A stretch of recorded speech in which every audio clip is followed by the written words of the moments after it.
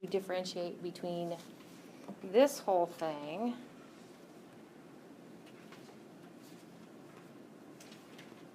two atoms bonded together. You look at their electronegativities, okay, and then you come up with a delta chi, okay, the absolute value of the difference, okay, oops, sorry.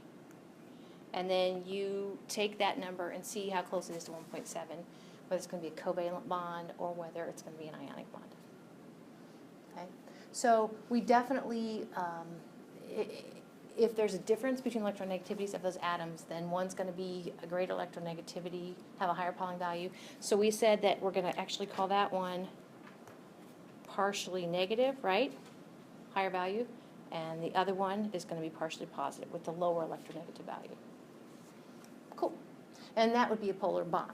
Now, molecular polarity, it's possible that you can have a molecule, and my thing is thinking, it's possible you can have a molecule that looks like this. We have an atom in the center, and I'm going to go ahead and put B's around like this. Those are all different atoms. Well, actually, there are only two different types of atoms. It's possible that we definitely have, we have a partially negative here, partially positive in all the B's. Okay, so each of those bonds is polar. It's possible that we have polar bonds, but the whole molecule is nonpolar. So of course the molecule is bigger, the overall molecule, right? The molecule is made up of those atoms and those bonds. It's possible. I'll put possible. So how does that work? How do you assess the polarity of a molecule? And that's what we need to spend some time talking about. First off, I thought I would just kind of deviate just a minute. I gave you that the sheet for the lecture guide. Who cares about polarity? You care about molecular. You care about the polarity of the molecule. Why? Well, start up here. The temperature at which something goes from a liquid to a gas is called vaporization. That temperature is related to polarity, okay? And the solubility is related to polarity. Okay, you're kind of getting the idea here. Melting is related to polarity. Your phase changes, which is kind of what I just meant, related to polarity. Okay, solubility again related to polarity. Okay, so assessing the polarity of a molecule is important. So how do you see if a molecule is important, or overall molecule is polar? Well, I have some. Let's see, if you have your net assets, that's basically all of your assets, right? Okay, so basically, and then the other thing is, okay, oops. Okay, so net means total. Net means total. So basically what you're going to end up doing is adding total, well, let me look at it this way. See, dipole moment, you're like, what is dipole moment? And I have a definition of dipole moment coming up. I noticed in my notes I did not give the symbol till later. There's actually a symbol for dipole moment, and it's the letter mu, like as in micro. That is the symbol for dipole moment. Let me tell you what an individual dipole moment is, and I just wrote it up on the board a minute ago. Atom A joins to atom B. Let's go ahead and make atom A partially negative, make atom B partially positive. That right here, and by the way, we said we can draw that with a vector kind of like this, right? The purple line is kind of the tug of war, okay? It's electron rich over the A, electron poor over the B. Okay, that purple thing I circled is a dipole moment. Okay, that is an individual dipole moment of that bond. So all you got to do, and we'll talk about how you do this, is basically look at kind of how all the little individual dipole moments are adding up and come up with a net dipole moment. So it's possible that when you add them all up, like I showed you a minute ago with the A in the center and the 4 B's scattered out from the A, it's possible that they add up to 0. You're like, how could that be? And I'll show you how that could be. Okay. But if overall a molecule, now we're talking about molecules, not bond, but if an overall molecule has a net dipole moment of 0, okay, oops, I should say net dipole moment of 0, then it is nonpolar. That's just for molecule? For the molecule, yep. Yep. Okay? All right. It's almost easier to show it to you than to explain it. So this is a simple molecule, a molecule that has 2 atoms, okay, which is kind of handy. So again, we have something that's partially negative. It's the larger thing, kind of showing the electron cloud being bigger around the red thing. And the white one is partially positive. In fact, I don't even think they say what this is. It could be carbon monoxide or something like that. But the cool thing about, among other things, about polar molecules is if you go ahead and if they're allowed to rotate, if you compare left to right, the thing about the right one is basically those gray things are plates, electric plates, where you can actually make this plate electrically rich in electrons and this one deficient in electrons. So you have a positive plate and a negative plate. If you have a positive plate and a negative plate, you have some polar substance there. And the substance is allowed to freely move. So you're probably talking liquids, gases, right? If they can rotate and orient themselves. They're going to direct themselves to their positive end being associated with the negative plate, and their negative end being associated with the positive plate. Okay, so that's one cool thing about polar molecules. Along those lines, while I'm thinking of it, have you ever heard this whole trick? And you'll have to go home and try it. But you take a comb and you create static electricity on your comb, and then you go to your faucet and kind of turn on your water, so it's just kind of a nice, thin stream, steady stream of water.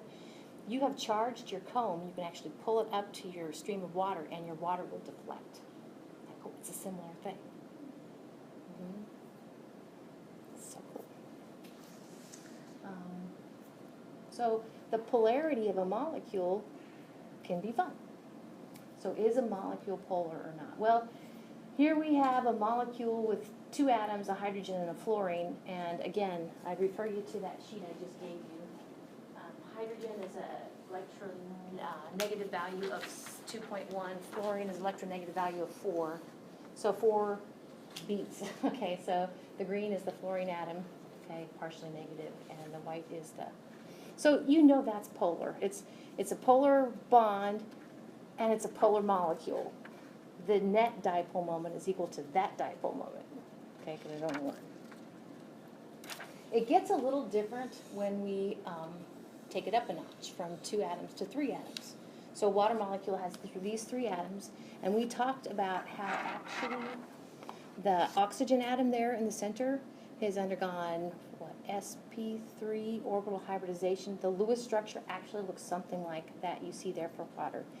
This is, I think, to me, a bona fide Lewis structure because actually we see the lone pair electrons. And so the lone pair electrons actually kind of scatter the hydrogens. Okay? And that's polar too. We'll talk about why that's polar coming up here in a minute. You just have to take my word for it. The whole molecule is polar. Another polar molecule is ammonia.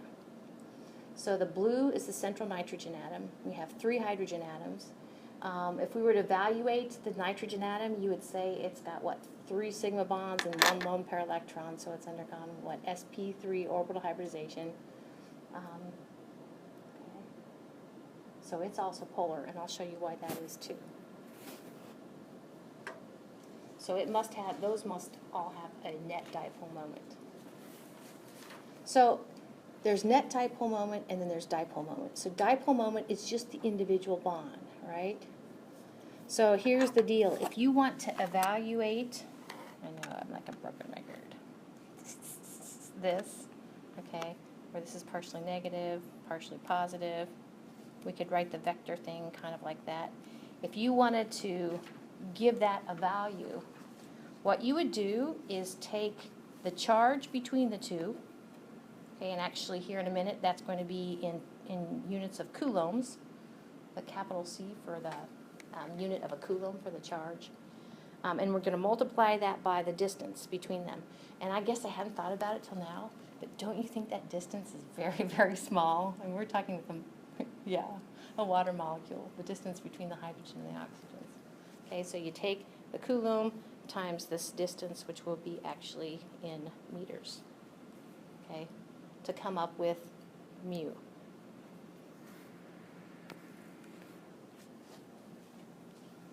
Okay, so the fundamental unit of charge is a coulomb. So since we're going to take the coulomb, let's see, how do I say this? Mu, the units of mu are coulomb meters, okay, coulomb meters. I know you guys aren't going to have to figure any of these out, but that's coming. And a Dubai, which I always think of like that, what is it, a country or a city? Dubai? Okay. Which one is it? It's a city thing. UAE. In where? The United Arab Emirates. Thank you. Right. United Arab Emirates. Okay. So I was thinking Dubai like that. So, okay. So we aren't going to do any like math, calculating net dipole moment. No math, but we're going to kind of eyeball it, and I'll show you what I mean. Okay. So a good way to look at a molecule like water or ammonia and to say, well, is water molecule polar or nonpolar, ammonia polar or nonpolar, is to look for all of the negative, the partially negative atoms, and basically spatially the middle of where those negatives are, that's the center of negativeness. I know that sounds weird. So let's go ahead and pick on water for a minute. Water. That should work for water. Okay, so if this is water, we have oxygen, hydrogen, hydrogen, right? Okay. So let's see, oxygen partially negative. Is that okay? So we only have one negative atom. So the middle of the atom would be where the middle of negativeness is. Is that working for you? So the hydrogens are partially positive. Now remember why water is this shape. It has to do with the oxygen having sp3 orbital hybridization and 2 lone pair electrons. That's what makes water do this. But if you're looking for where the center of positiveness is, I have positive, positive. Yeah, so spatially we're right there. Okay, right there. So positive, negative. Actually, here in a minute, you're going to actually see that is the net dipole moment right there. It's directed from negative, from positive to negative, I think so. Right there. Why? Because there's the center of positiveness, there's the center of negativeness. So if the oppositely charged centers coincide, that's what they're talking about. They're just basically saying where of all the partial atoms, where's the middle spatially? Of all the partially negative atoms, where's the middle? If they land on the same spatial spot, basically the darn thing's nonpolar. Okay. If, for instance, in this case, they don't coincide spatially, they are in different spots, like we had positive here, negative there, they're in different spots, literally, then the molecule's going to be polar. Okay. So I have some examples to kind of hone that in. Okay, so carbon dioxide, the middle carbon atom has undergone, let's see, it looks like there's 2 sigma bonds. Okay, and the pi bonds don't count in orbital hybridization. So it's just sp orbital hybridization. So by golly, carbon dioxide looks like this.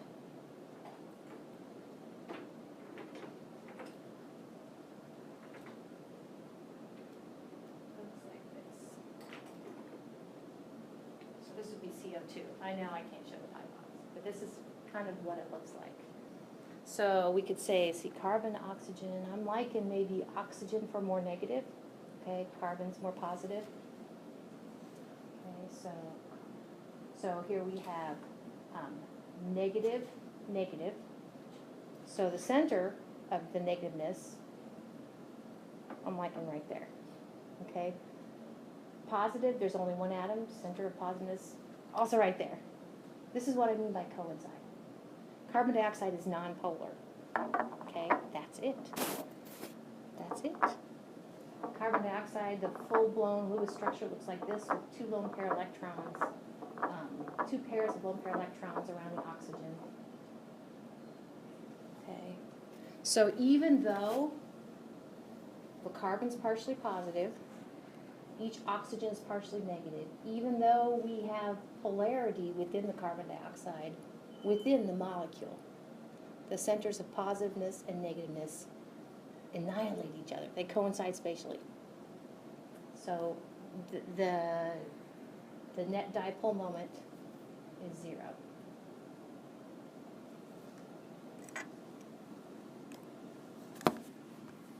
What do you think?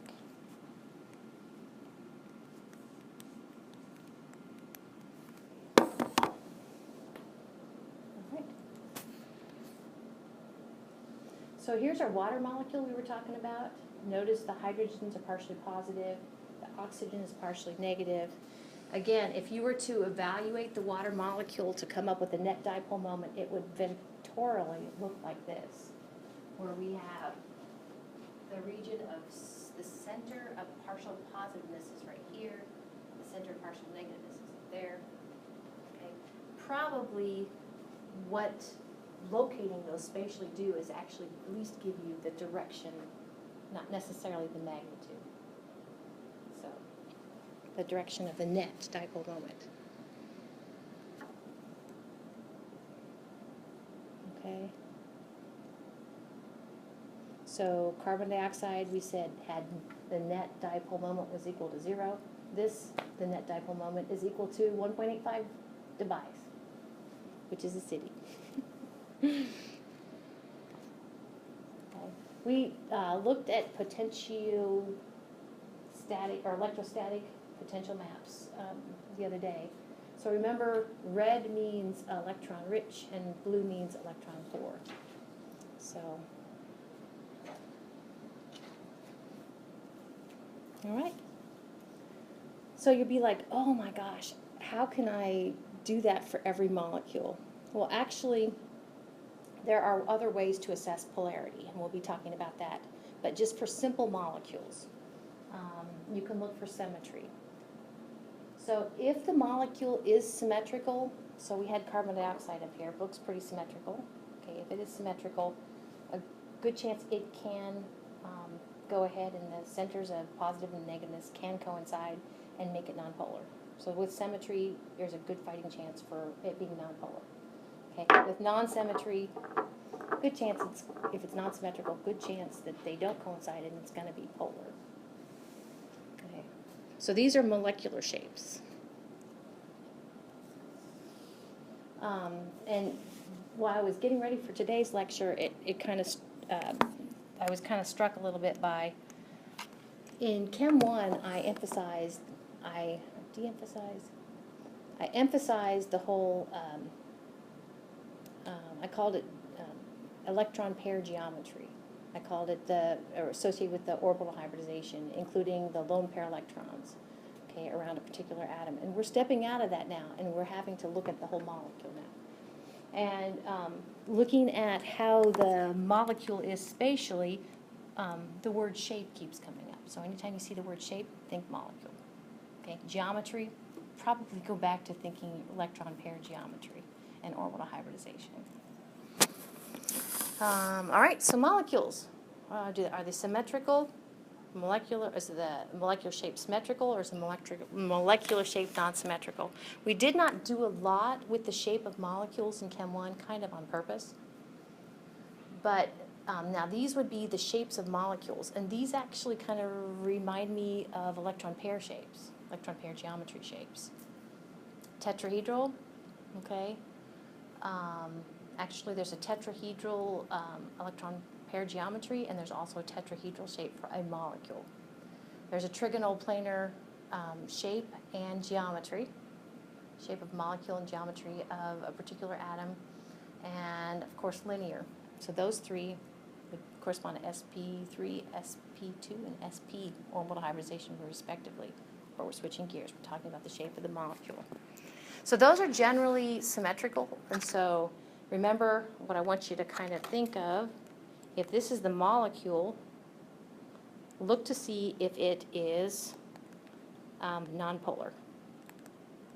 Look to see if the centers of negativeness and positiveness coincide. Non-symmetrical shapes of molecules include bent. So again, I did not emphasize this in Chem 1 kind of on purpose, but here's our water molecule again. Okay, we have oxygen, 2 lone pair electrons, sigma bond hydrogen, sigma bond hydrogen. The molecule, now we sort of just ignore these guys.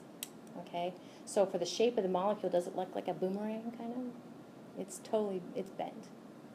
So the molecular shape is bent. And we talked about how their centers of positiveness and negatives do not coincide. It's got a net dipole moment. Oops, did I have others? Oh yeah.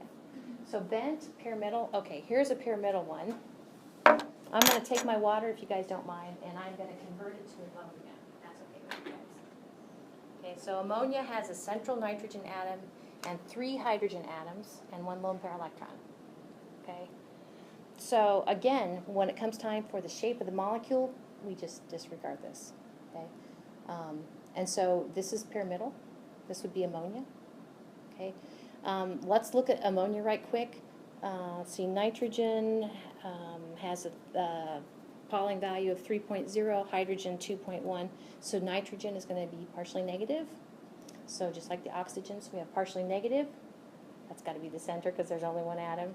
Partially positive, partially positive, partially positive. So spatially, we're kind of right there for the region of partial positiveness. And our net dipole moment is right there. So this is pyramidal. And it's probably not too hard for you to imagine this. I'm going to take my carbon dioxide, and I'm going to swap out a ball here.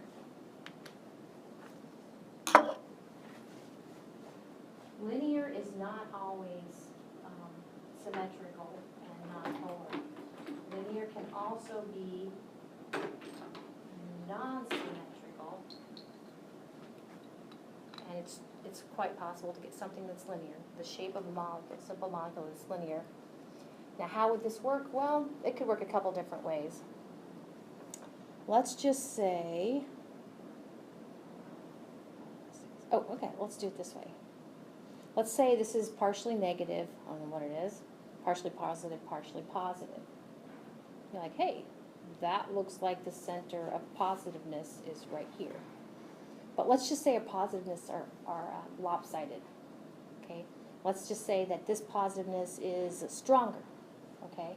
So then actually, if that positiveness is stronger, then actually our center is going to be more here. So, okay, if these are two different things, then it won't necessarily coincide. That's just one example. All right, very good.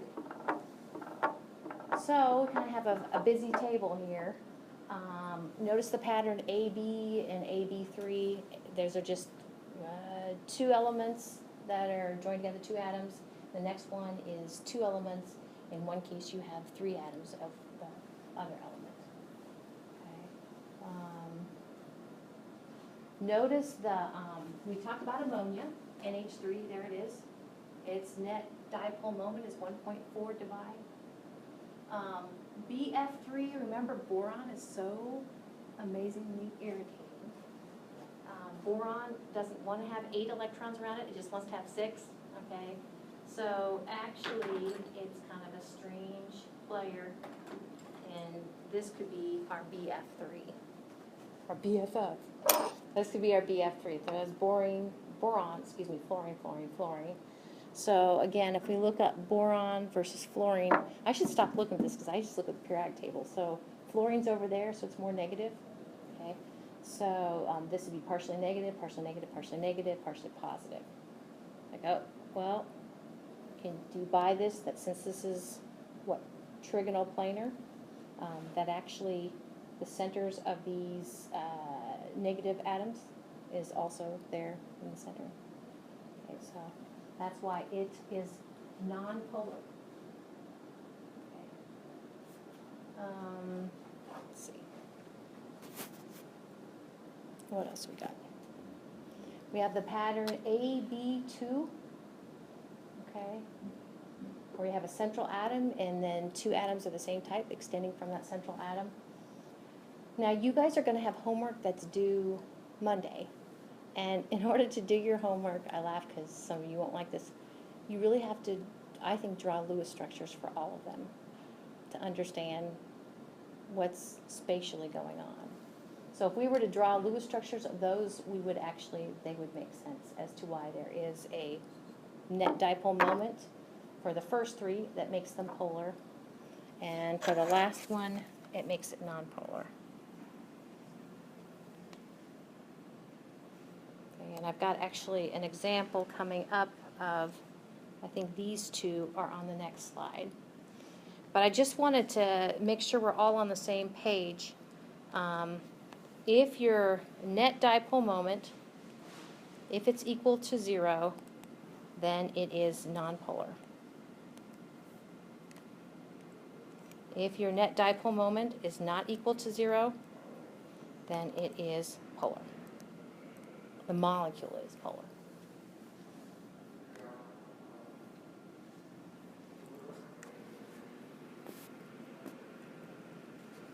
Okay.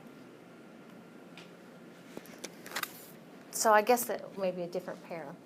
This is carbon tetrachloride, the central carbon atom. The carbon atom, if we wanted to evaluate its orbital hybridization, we would count 1, 2, 3, 4 sigma bonds and no lone pair electrons. That makes it sp3, orbital hybridized. So literally, where we have a carbon and 4 chlorine. So, carbon and chlorine, it's kind of close. I'm liking chlorine because remember, electronegativity increases from left to right, and there are different periods though, and it increases from bottom up. But chlorine is 3.0 and carbon is 2.5. Okay, so chlorine, these 4 chlorine atoms are partially negative. So the center is there, and it coincides with the center of positiveness. So darn, this thing has a net dipole moment of 0. It's nonpolar.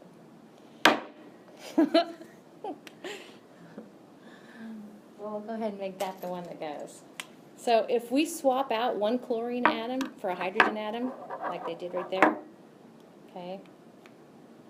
Okay, so we have carbon, chlorine, chlorine, chlorine, hydrogen. Now this is where, if you're like me, I'll show you what I mean. So, like, if we're going to look at each bond individually, okay, right here, this is obvious. Okay, these 4 are obvious. Chlorines are partially negative, right? They have the greater electronegative value, and carbon is partially positive. But then, to me, you have to look at the carbon and the hydrogen. So in that case, carbon is 2.5 and hydrogen is 2.1. So hydrogen loses out there. So I'll change colors here. So actually, in the case of that particular bond, that's what we have going on. Then you'd be like, oh, that's so confusing. Well, welcome to my world. Okay. But I guess the point, no matter how you want to look at it, is you aren't going to have the centers of negativenesses and the centers of positivenesses coincide. It's not happening. If we did try to take a leap and say, well, okay, so where is the center of negativeness? Well, I'd go with these 3 chlorines, and then I would recognize actually that darn carbon is partially negative with regard to the hydrogen. So I'd probably take the partial, or the center of negativeness maybe up here, kind of up, not the bottom of the plane, but up here. Okay. And the region of positiveness, well, it's mostly the carbon atom, but a little bit the hydrogen atom, so I might end up with it over here. So, kind of like here and here, for negativeness and positiveness. But they definitely don't coincide. All right. So, methane, ammonia, and water. We looked at ammonia and water and maybe convinced ourselves that they were both polar. But let's look at methane right quick. Okay, this could be methane, where we have carbon, hydrogen, hydrogen, hydrogen, hydrogen. One of the things to think about, like these tetrahedral ones, is if they are all the same atom, yeah, you're going to be fine. The center is going to lie basically on the center, so non-polar. Okay, but if you substitute one out, okay. So just to kind of reiterate, so the region of positiveness and negativeness both coincide there. For ammonia, we said this is the region of negativeness, and the region of positiveness be kind of underneath the legs. For water, we said the region of negativeness be on the oxygen atom, and the region of positiveness be kind of underneath it. So that makes this nonpolar, polar, and polar. It's like a game.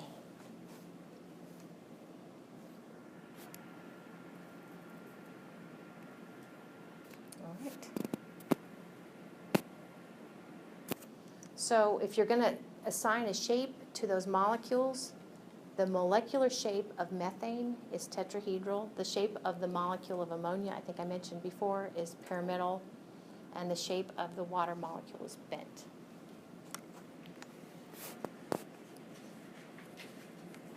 Cool. One of my least favorite, I guess that's pretty strong, but something that bothers me is like this one. Okay, so BF3, remember boron like 6, not 8 electrons around it, so it gets 6 by sharing a pair of electrons in 3 places. So this is BF3, but the whole right angle thing kind of drives me crazy.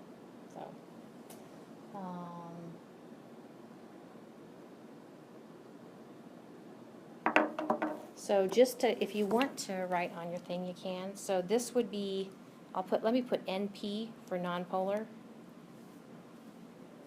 I'll put NP for CO2. And I'll put NP for CH4.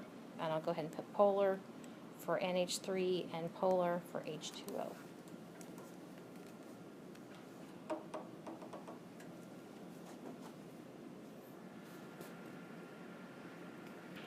All right. So this is one of the things I mentioned just a little bit ago. The whole, don't lose track of what we covered in Chem 1, which we focused a lot on the orbital hybridization that an atom has undergone to either send out, participate in sigma bonds or lone pair electrons. Okay, so that would be electron pair geometry or structural geometry. Okay, or electron, E for electron pair geometry. But to assign polarity, this is what we need to use.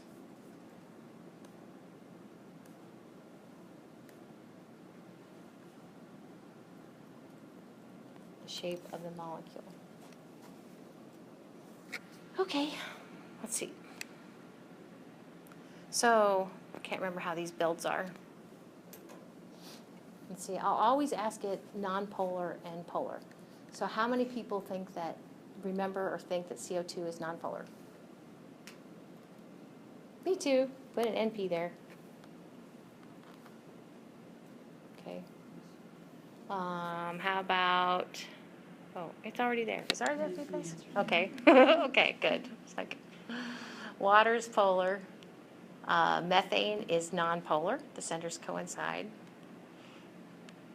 Carbon tetrachloride, nonpolar, the centers coincide. I love the green.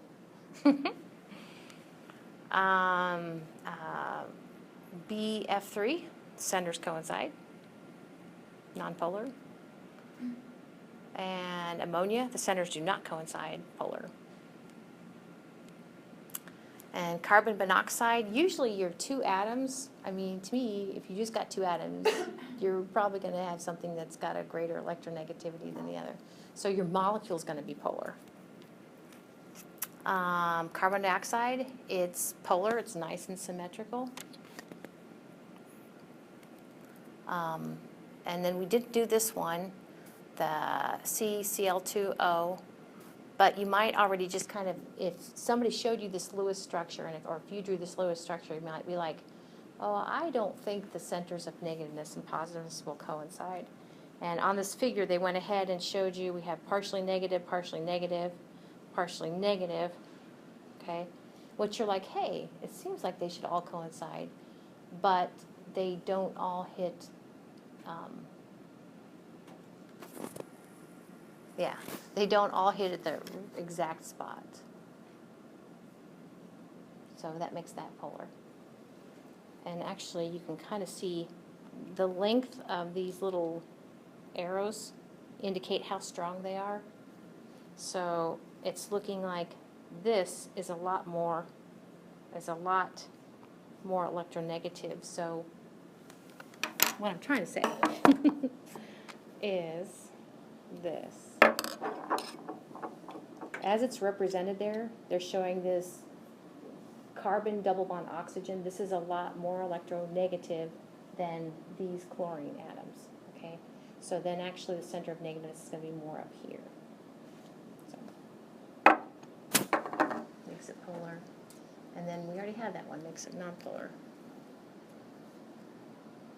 Okay.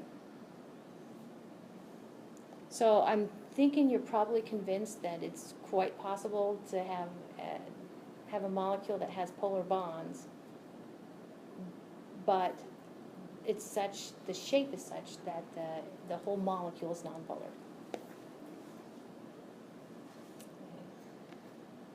Okay, so we'll take a quick look at these. These will be due on Monday. Is that the wind? Or That's jamming. thank you. It's like, oh. I feel much better. Okay. And I'll go ahead and post these. So it says predict the shapes, and I remind you molecular shape of these molecules and which of them would have a resulting dipole moment. And the whole resultant dipole moment, that's the same thing as net dipole moment, okay? So, let's see, yeah. So up there in my notes I put if mu is equal to 0, if the net dipole moment is equal to 0, then it's nonpolar. Oh, and if it's not equal to 0, it's polar. Did I just say that backwards? Okay, maybe nobody was listening, but I've got it written right up here. I was listening, I just didn't Okay. catch it. Okay, if it's not equal to 0, then you have a polar molecule. So, oops, sorry. I went ahead and gave you, reminded you how I mentioned you need to draw your Lewis structures. Come back here.